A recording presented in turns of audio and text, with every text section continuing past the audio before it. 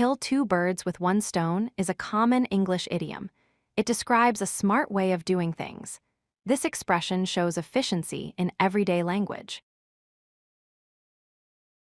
The meaning is simple and clear. Achieve two things with a single action.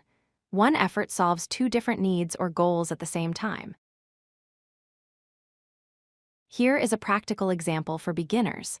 I went to the bank and picked up groceries on the way back. This shows completing two tasks during one trip.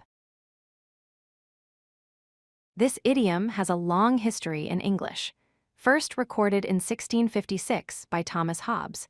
The idea comes from using one action for multiple results.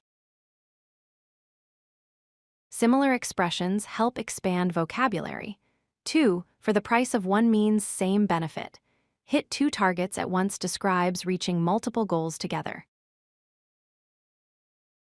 Other ways to say the same idea exist.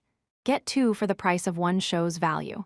Accomplish two things at once emphasizes productivity. Hit two targets at once paints a clear picture.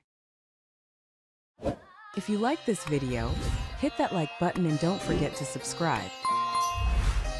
Visit codelucky.com for more such useful content.